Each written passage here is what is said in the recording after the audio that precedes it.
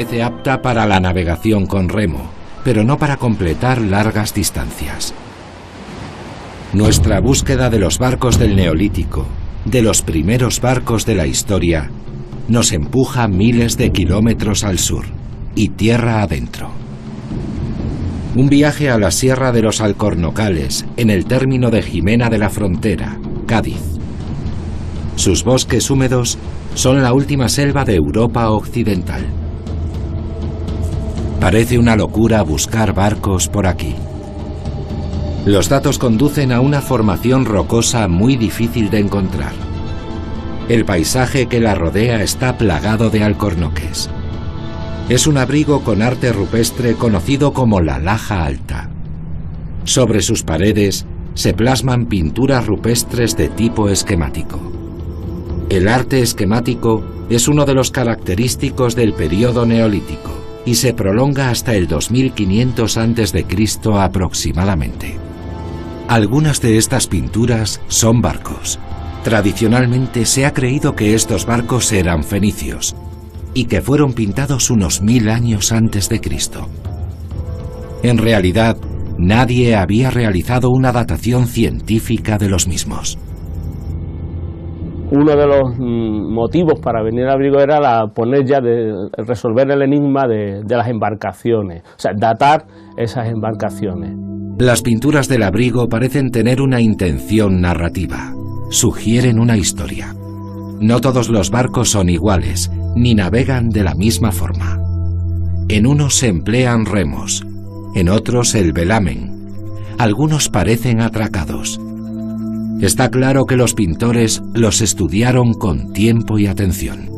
Gracias al empleo de nuevas técnicas de tratamiento de imagen, los investigadores han descubierto trazos que permanecían ocultos a simple vista. Hemos utilizado un nuevo procesamiento de tratamiento de imagen con un cierto tipo de análisis de software bastante interesante que se está aplicando, lo cual nos ha permitido hacer unos cálculos digitales que hasta ahora no se habían hecho. Entonces tenemos un procesamiento de imagen mucho más fidedigno a lo que se conserva. El primer elemento para afrontar la datación es un elemento indirecto, el estilo pictórico, que es claramente esquemático. El tipo de arte que es propio del Neolítico. El abrigo realmente es muy complejo, aparecen elementos típicos del arte esquemático, ¿no? Como son los zoomorfos, antropomorfos, soliformes, y luego aparecen unos elementos en principio extraños al arte esquemático, que son las embarcaciones. Es decir, aunque no tan extraños en esta comarca, porque hay otros abrigos que tienen otros barcos, no exactamente iguales que estos, pero también representan temas náuticos que son extraños al arte esquemático del conjunto del sur peninsular. Este tipo de arte en época fenicia no existe.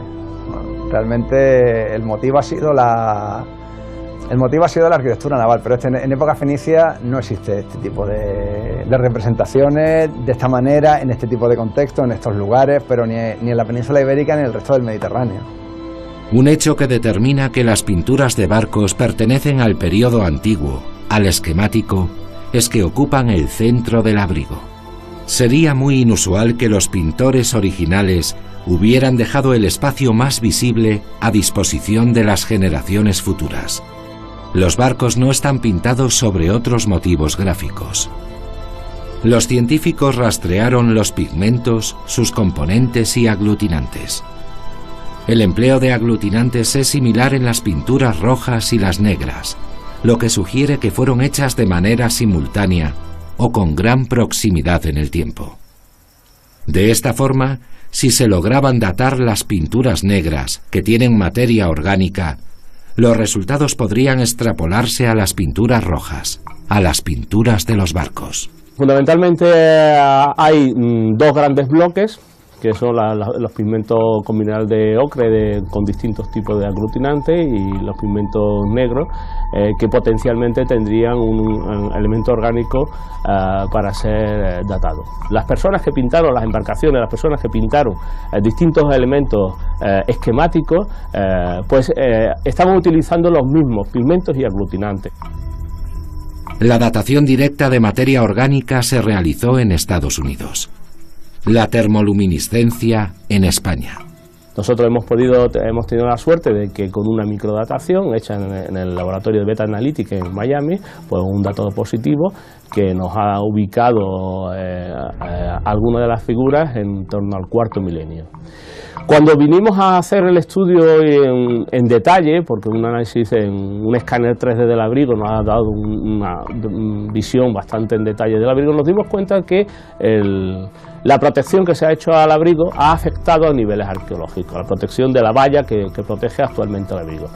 Y vimos que ha afectado a niveles arqueológicos del último nivel arqueológico de ocupación del abrigo por la presencia de esa cerámica. Y esta cerámica del último nivel de ocupación se mandó a datar en el laboratorio de la Universidad Autónoma de Madrid por termoluminiscencia, ubicándonos nuevamente las mismas fechas que nos estaba dando el pigmento, con lo cual tenemos actualmente dos dataciones, una datación absoluta de manera directa de un pigmento de una de las figuras que nos sitúa en el cuarto milenio y una datación por termoluminiscencia absoluta sobre cultura material que del último momento de ocupación del abrigo. Las dos dataciones son coherentes y nos sitúa la ocupación del abrigo en torno a la ocupación, uso y por tanto las pinturas del abrigo en torno al cuarto milenio antes de Cristo. ¿Cómo eran en realidad los navíos? Viendo las pinturas y los calcos correspondientes, es complejo identificar una tipología exacta. Hemos consultado a varios expertos para realizar un modelo hipotético lo más cercano posible a la realidad. Este es el resultado. Desde luego, la modernidad de las naves impresiona. No está en nuestros esquemas imaginar que barcos así surcaban el Mediterráneo hace 6.000 años. Lo que sí es cierto, lo que ponemos y no hay que dudar, es que las poblaciones del sur de la península ibérica, a partir de lo que tenemos aquí en Laja Alta, ya conocían embarcaciones a vela. Si eran propias o eran de gente del exterior, yo creo que es un debate que tiene que venir. La nueva investigación plantea un cambio de paradigma, y este hecho hará que su aceptación por la comunidad internacional sea difícil. La trascendencia es porque tenemos unas representaciones de embarcaciones a vela, posiblemente en pintura rupestre, la más antigua del mundo, sin lugar a dudas. Bueno, pues que hay que plantearse muchas cosas. Realmente hay que pensar, tener una mente un poco abierta y pensar que quizás la historia no es como la hemos contado en los últimos 40 o 50 años. La historia puede ser un poco distinta. Mientras tanto, a unos 40 kilómetros hacia el interior, Georgios nos lleva hasta donde cree que hay un santuario construido por los refugiados atlantes. Las imágenes de barcos y puertos en esta remota ubicación apoyan su idea de que en algún momento la auténtica Atlántida se convirtió en mito. Creo que esta es una de las cuevas más importantes de arte rupestre que ha aparecido en toda la península ibérica y en todo el occidente. Vemos aquí portuaria con barcos que se ven como que están entrando en un puerto, saliendo de un puerto, alejándose. 7 diseños de barcos diferentes. Y esto fue lo que me hizo a mí pensar en ese pasaje famoso de Kritia, donde se narra que el puerto de la Atlántida era muy importante porque venían barcos de todas las naciones. Los expertos en imágenes espectrales cubren la entrada de la cueva y comienzan su trabajo. Usan cámaras especiales que emplean 16 longitudes de ondas de luz diferentes e invisibles para el ojo humano, con el objetivo de captar imágenes detalladas de las inscripciones. Nuestro trabajo aquí es intentar que estas imágenes tan débiles se vean lo más claras posible. Quizá descubramos nuevos símbolos que no podamos ver con nuestros ojos. Vamos a movernos por el espectro desde el violeta hasta el infrarrojo con un total de 26 disparos. Veo líneas que antes apenas veíamos. No, veo un barco, veo unos remos. Hay varios, sí. Con las ondas de luz visibles para el ojo humano, la imagen de un barco en lo que parece ser un puerto cuadrado es borrosa y poco clara. Pero cuando la fotografían con una luz especial multiespectral, enseguida aparecen nuevos detalles. Estamos ante algo muy interesante. Se me acaba de ocurrir lo que es una imagen tridimensional. Estamos mirando dentro del barco. Estas son las líneas de la quilla que descienden. El artista era lo suficientemente sofisticado como para mostrar un barco en 3 dimensiones. En el otro barco también aparecen nuevos datos. Lo que vemos en esta imagen es muy interesante. Esperábamos ver remos que son curvos y ovales, pero lo que no esperábamos ver es lo que parece un remo, pero no lo es. Es un timón. Lo sabemos porque, mirad, ¿veis cómo está pintado? ¿Sí? Es muy diferente de los remos y sale desde atrás. Eso nos indica varias cosas interesantes.